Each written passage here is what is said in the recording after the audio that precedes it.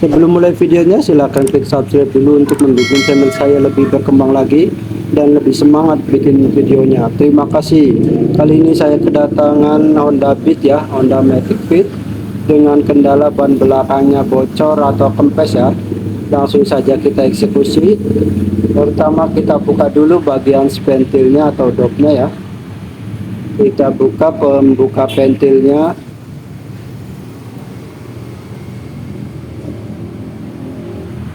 Setelah terbuka, lanjut kita buka pada bagian mur pakai kunci pas 12. Setelah itu kita pijat-pijat pada bagian bannya supaya samping-sampingnya tidak menempel pada bagian velg ya. Oke, lanjut kita cukit untuk cukitan pertama ya. Karena ini agak keras, lanjut kita putar, kemudian atasnya kita tekan-tekan dulu supaya terlepas atau tidak menempel pada bagian velg. Setelah itu lanjut kita ke cukit kedua, sambil cukit pertama kita tahan dan cukit ketiga. Nah, setelah cukit ketiga, cukit yang pertama kita lepaskan, kemudian kita lanjut cukit pakai dengan satu cukitan sudah cukup ya. Terus kita lanjutkan keseluruhan sampai seluruh area bannya terbuka ya. Oke, setelah semua ban luarnya itu sudah terbuka, lanjut kita ambil bagian ban dalamnya. Kita tarik saja tapi pelan-pelan, jangan sampai ban dalamnya itu pecah atau sobek ya.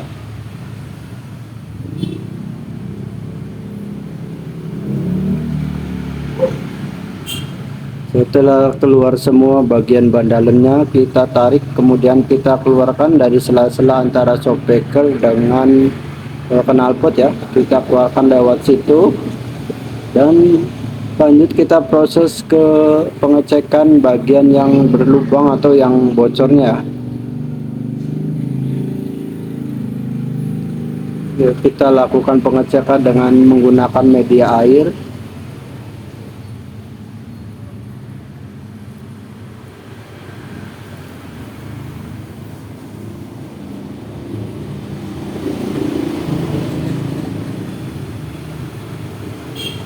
Kita pompa dulu bagian ban dalamnya supaya ada tekanan anginnya ya. Nah, kita pompa, kemudian kita cek secara memutar bagian ban yang ada gelembung airnya, itu menandakan ban tersebut bocor. Kita putar dulu. Nah, setelah satu putaran tidak ditemukan adanya lubang ya, saya coba pompa lagi biar agak sedikit tekanan anginnya saya tambah lagi. Nah, setelah itu saya putar lagi, karena biasanya kalau lubangnya kecil harus kita kasih tekanan yang tinggi supaya gelembung-gelembungnya mau keluar ya.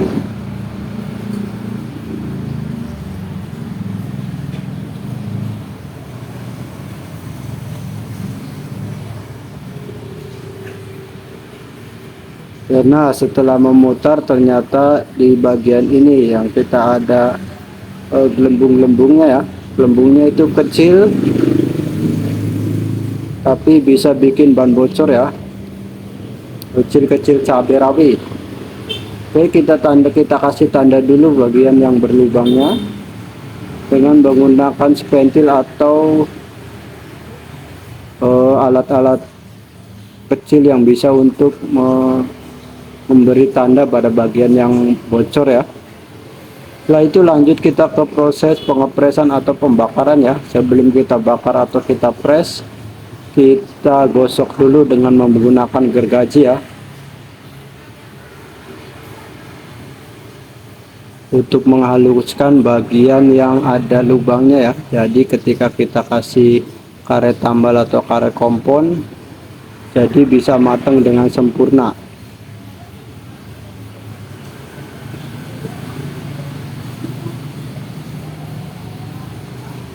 Oke, kita gosok-gosok secara merata, tapi gosoknya pelan-pelan, jangan sampai bagian yang ada lubangnya itu terkena gergaji ya, nanti bisa tambah lebar bocornya. gosok tipis-tipis saja. Setelah itu kita lakukan, kita gunting karet tambalnya sesuai dengan ukuran lubangnya ya, tidak terlalu besar dan tidak terlalu kecil. Kemudian lanjut kita tempelkan pada bagian lubang yang bocor.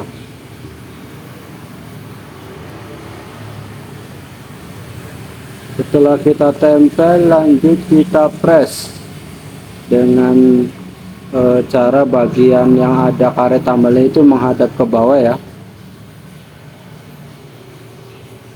Setelah posisinya pas, lanjut kita press atau kita putar pada bagian alat pressnya searah jarum jam.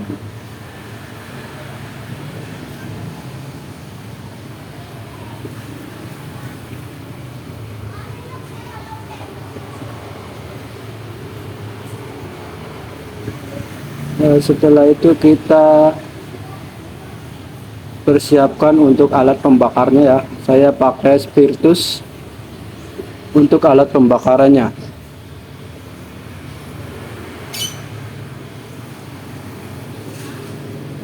Setelah masukkan spiritus sesuai takaran, terus kemudian kita nyalakan dengan korek gas ya.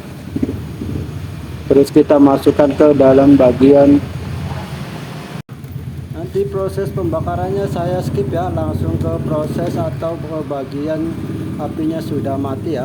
Setelah apinya sudah padam, kita kendorkan pada bagian alat pressnya. Kemudian kita lihat cirinya kalau sudah matang dengan sempurna, tidak lengket di bagian kaleng. Meskipun kita tahu bahwa itu tambalannya sudah bagus, sudah matang, tetap kita lakukan untuk pengecekannya ya. Kita pompa dulu untuk lakukan untuk pengecekan yang kedua ya. Jadi setelah tambal kita lakukan pengecekan lagi dengan menggunakan air untuk memastikan kalau yang tadi kita tambal itu tidak akan bocor lagi. Nah, setelah kita pastikan itu tidak bocor lagi, langsung lanjut kita ke proses pemasangan kembali ya.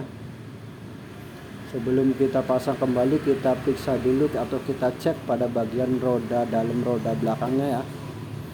Jadi bagian dalamnya kita raba-raba, kita cek. Barangkali ada paku atau benda tajam sejenisnya ya, yang bisa bikin ban dalamnya bocor lagi. Setelah dirasa aman, lanjut kita masukkan lagi bagian ban dalamnya.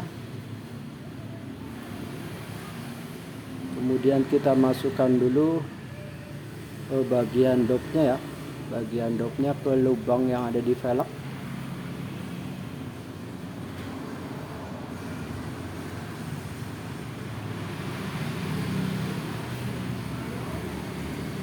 Kemudian kita kencangkan atau kita kasih umur 12 nya ya, supaya bagian dopnya tidak keluar atau tidak masuk lagi.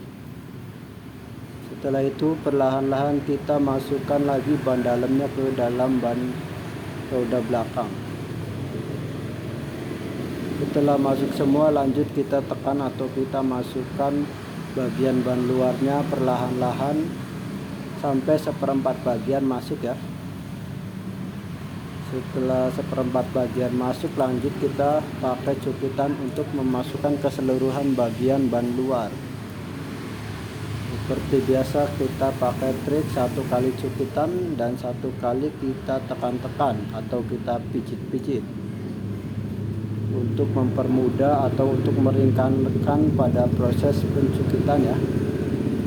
Jadi kalau kita memaksakan kita cukit langsung semuanya, biasanya bakal lebih berat. Oke, 1 kali cukitan. Nah, kemudian kita putar. Nah, bagian atasnya kita tekan-tekan. Nah, begitu seterusnya. Ini adalah salah satu trik ya, supaya pada saat pencokelan itu tidak berat atau tidak susah. Sambil kita tekan-tekan dulu, karena tidak semua ban itu karetnya lentur, ada yang karetnya kasar atau berat ya. Oke, setelah ban luarnya itu masuk semua, lanjut kita ke proses pompa ya. Kita pompa kembali.